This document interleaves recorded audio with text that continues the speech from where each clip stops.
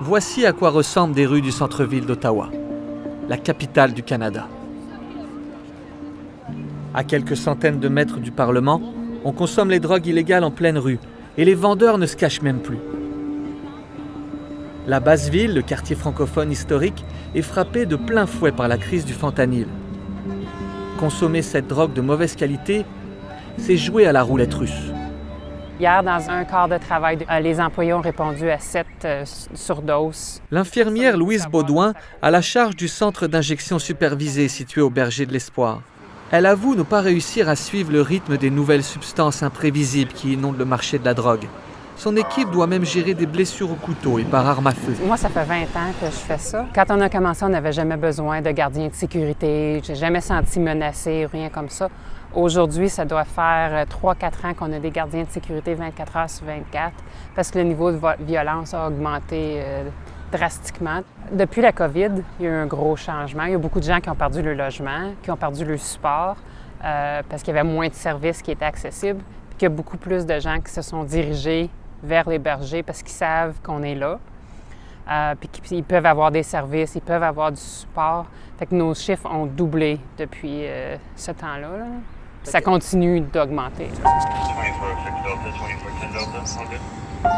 Le nombre de surdoses traitées dans les urgences d'Ottawa est 2 fois plus important qu'avant la pandémie.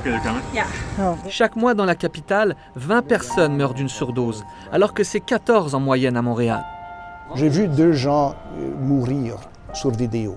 Les 2 cas, les gars étaient seuls. Le monde s'éloignait d'eux. Lui était tout seul une fois, puis juste il est mort, comme ça. Très tranquille, très silencieux, tout seul, abandonné. Ça se frappe. Le pasteur Gordon s'occupe d'une église voisine des Bergers de l'Espoir. À contre-cœur, il envisage de déménager. Nous continuer ici serait très difficile. Côté sécurité, c'est un problème. Je ne peux pas mentir. Son voisin de la rue Clarence a été cambriolé 2 fois en 3 mois. It's gotten worse with the drugs. It's all over now, you know. It's not just like he says it's in one spot, it's everywhere now. You see them all, they're like zombies. My son, he's 10 right now, and he doesn't like to come out here. He sees it all the time. De l'autre côté de la rue, cette mère de famille est parfois prisonnière de son propre domicile. Des fois, je ne peux pas sortir de chez moi. Il y a des gens qui dorment là. Il y a des fois des excréments. Ils utilisent cette zone ici, juste en face du condo, comme des toilettes. Mes enfants sont des fois très nerveux à partir à l'école. Elle, qui a vécu la dictature en Roumanie, n'aurait jamais pensé voir ça au Canada. J'ai jamais vu rien que ça en Roumanie. Le Canada est un pays riche, beaucoup plus riche que la Roumanie. Et je ne peux pas imaginer d'avoir ça là. L'an dernier, 2,5 millions de seringues usagées ont été retrouvées à Ottawa. Chris Greenham fait partie de citoyens qu'on surnomme à Ottawa les chasseurs de seringues. On fait des recherches au moins 1 fois par journée. Des fois, on trouve 2 ou 3 seringues, puis des fois, on trouve 20 ou 30 seringues. En arrière, ici, on a toujours des personnes qui font de la drogue. Il y en a de la prostitution tout le temps, malheureusement. On avait eu quelqu'un qui est décédé juste là sur Canada Day.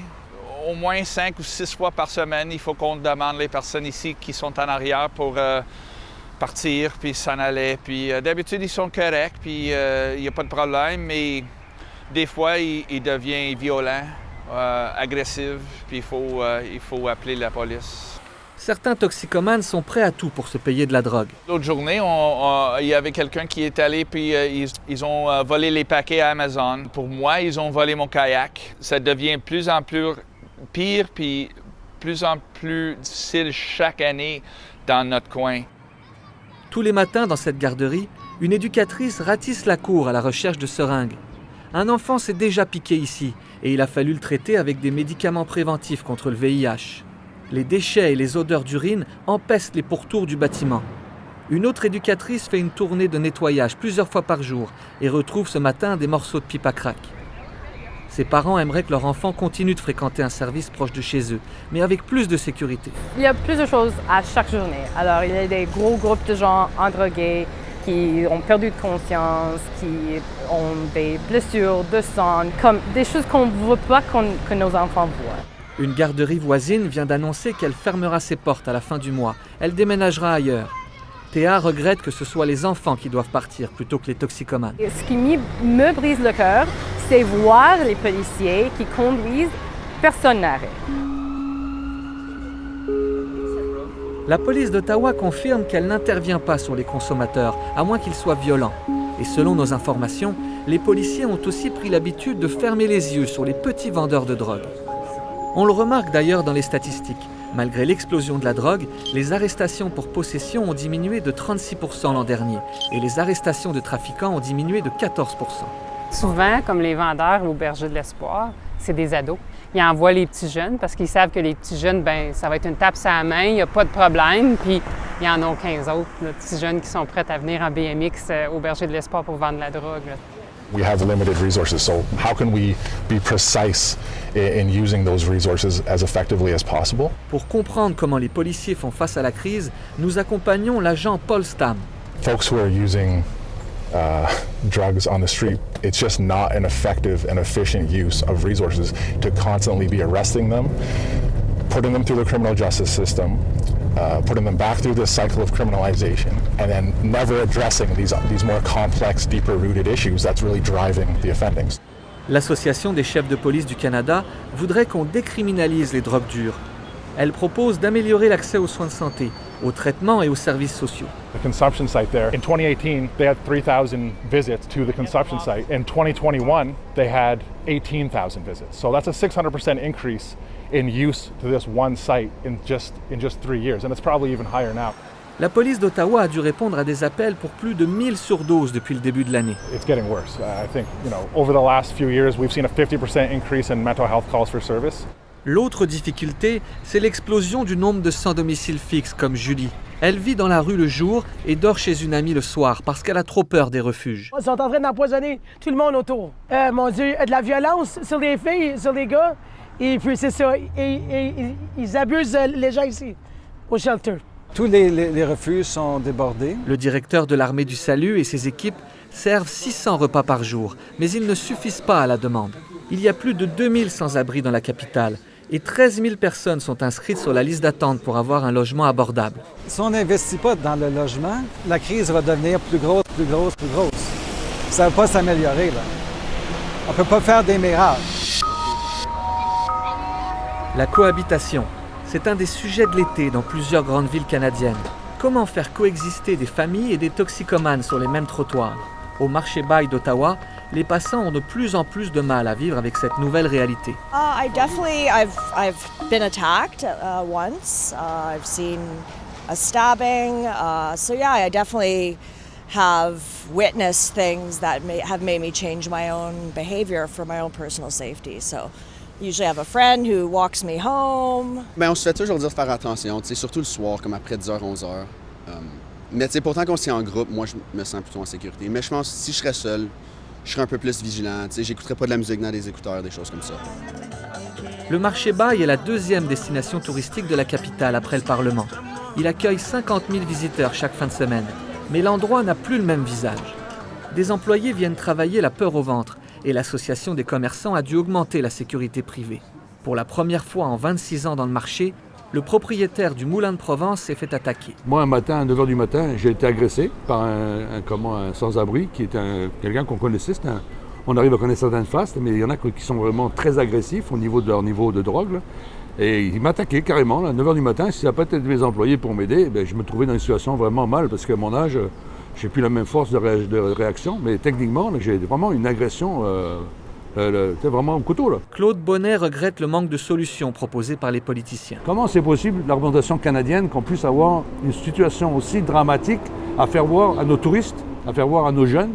Et puis, est-ce qu'on veut vraiment régler le problème? La conseillère municipale responsable du centre-ville a fait de l'itinérance et de la toxicomanie son cheval de bataille. J'aimerais qu'on annonce une crise des opioïdes ici à la ville d'Ottawa. Elle raconte que son fils compte les seringues par terre en s'en allant à l'école. Des parcs où mon fils et ses amis ne vont plus parce qu'il y a des encampements où ils ont trouvé des seringues. C'est pas normal ça, c'est pas un enfant ça. Selon la conseillère municipale, une des solutions serait d'éparpiller les services dans toute la ville plutôt que de les concentrer dans un seul quartier. Dans la basse ville, dans un carré de moins d'1 kilomètre, on trouve 3 refuges, 3 centres de jour et 3 centres d'injection supervisés.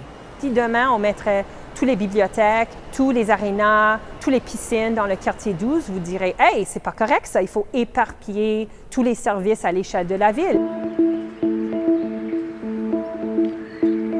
Les gens qui habitent autour dans le marché Bail, nous, ça fait longtemps qu'on est ici. On était ici avant tous ces édifices-là. Que ça les emmerde, je sympathise beaucoup, mais il ne faut pas juger non plus.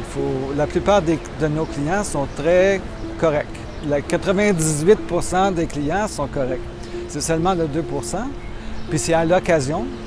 Alors, il faut être raisonnable. Il faut apprendre à dealer avec la réalité.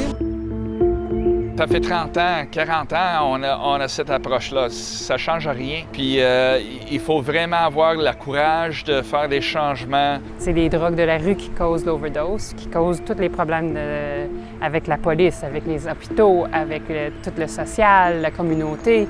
C'est les drogues qui sont contaminées qui causent ça. Si on peut rayer ça, puis avoir des drogues légales, puis des programmes de consommation, puis le problème va s'améliorer.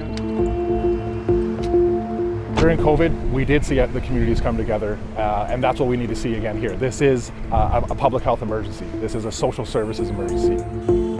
Gouvernement, oui, donnez de l'aide qui ont besoin. Et s'il vous plaît, réveillez-vous. Parce que c'est très important parce qu'ils sont en train de mourir ici.